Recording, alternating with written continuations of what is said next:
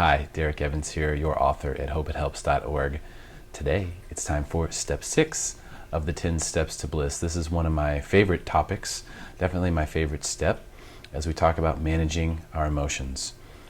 This means a lot to me because I've always been a very emotional person, a passionate person, a competitive person. I experience a lot of emotions automatically, and I think a lot of us do.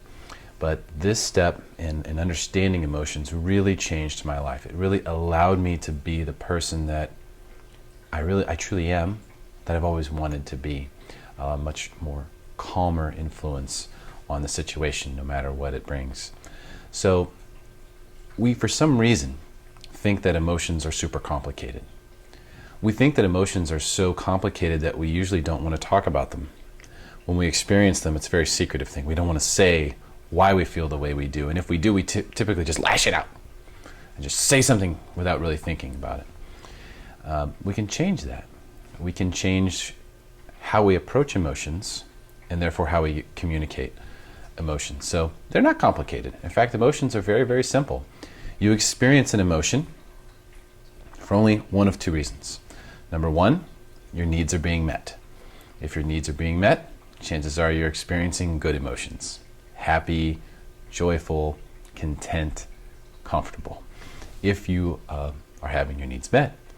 If your needs are not being met, that's where the suffering comes in. That's where the negative emotions come in, and that's where most of us need help. That's where I've needed help. If you can recognize right away, as soon as you start to feel an emotion, that you're experiencing it, feel it. Don't fight it. Whatever you do, don't fight the emotion. Don't try to not feel that way. Take a deep breath if you need to. You feel the emotion rush over you as the chemicals flow from your brain into your body. And they could be a lot of different things, whether it's nervous, angry, whatever, upset, doesn't matter. You feel the emotion come over you. It flushes through your body as the chemicals are released. Take a deep breath and just pay attention to that feeling and feel it. And actually give the emotion your full attention while you feel it, and then recognize, and this is the moment of truth, recognize that you have a need that is not being met. And what I do is I simply say to myself, I have a need that is currently not being met. What is it? What is that need that's not being met? And is it reasonable? So you can do this with just about everything. Anytime you experience an emotion, you'll notice that you have a need that is not being met. And if you're conscious enough to ask yourself that question, then you're conscious enough to find the answer. Because you can dig really, really far down. You know, sometimes people get uncomfortable when they're at parties, or people feel jealous because of a certain reason, because they have a need for a certain type of security, or people feel they don't feel loved unless they get hugged often enough, or whatever it is. Don't be ashamed of the answer. Just try to find it. Because even if what you need is unreasonable, finding the answer, finding what that need is, will solve everything you need it to solve. Whether you ultimately get that need fulfilled or not doesn't matter as much as it does to figure out what it is that you need. In the blog post, I used a specific example for myself of when my girlfriend comes over my shoulder right here, and while I'm typing into the blog or while I'm working, and she'll stand there. Now, of course, there's nothing going on there, but I always get this emotion over me, like, oh, it's kind of like a frustrated, leave me alone, I'm trying to work type emotion. It's what comes over me, just naturally. And there's no real reason for that. That's just what happens. So I recognize that, and using this system, which I'll give you in just a second, I use this system to essentially figure it out. Say, okay, I feel the emotion coming over me. I'm not feeling comfortable.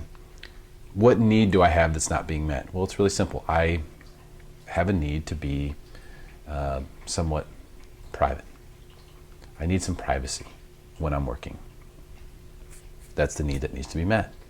Well, now, and I've never told her this, now because I know that I have that need, because I know that I need to have some privacy while I'm working, it's no longer a problem.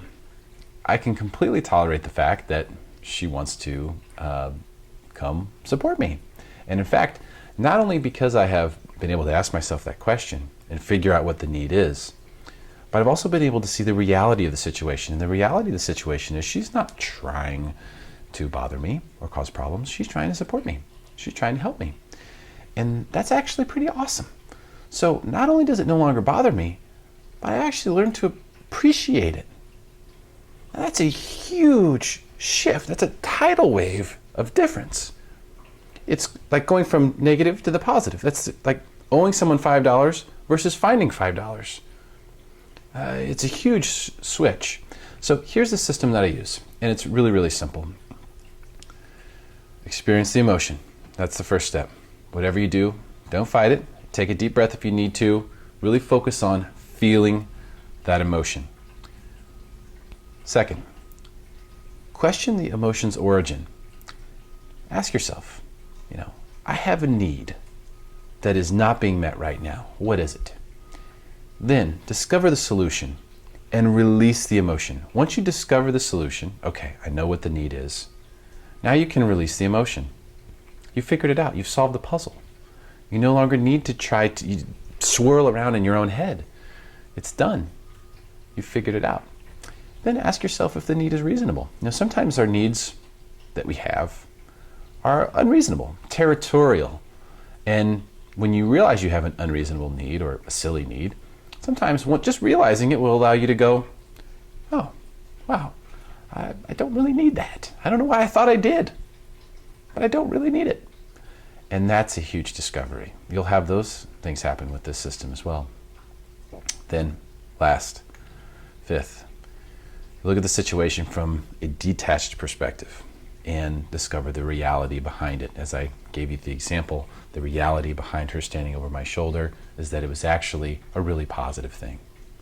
It wasn't a negative thing. It wasn't an intrusion. It was a very positive, supportive thing.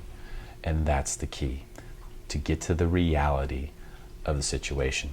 I put some stuff in the blog below as well that I think you should research if you're interested in this stuff. We have 3 brains, actually.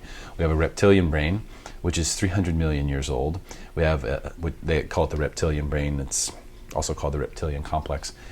We have a limbic system, or what they call the dog brain. Now that's about 100 million years old. Then we have the neocortex, or the human brain, which is about 4 million years old. And that's where all of the amazing things that we're able to do with our brains come from.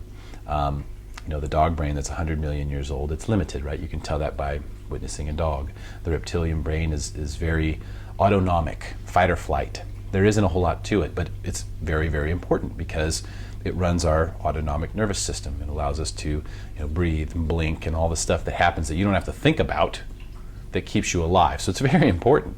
But when it comes to emotions, your reptilian brain sends you in a lot of directions. We've all experienced those moments in the grocery store, or Target, or wherever you are, where someone's negative energy is getting on you, or someone does something very offensive to you, and you feel the flush of energy coming over you, and you really want to tell that person off. That's your reptilian brain. So that the evolution of understanding your emotions ultimately will get you to the point where you can look at the emotion you're feeling, and you can determine which part of your brain, or which brain, is feeling it.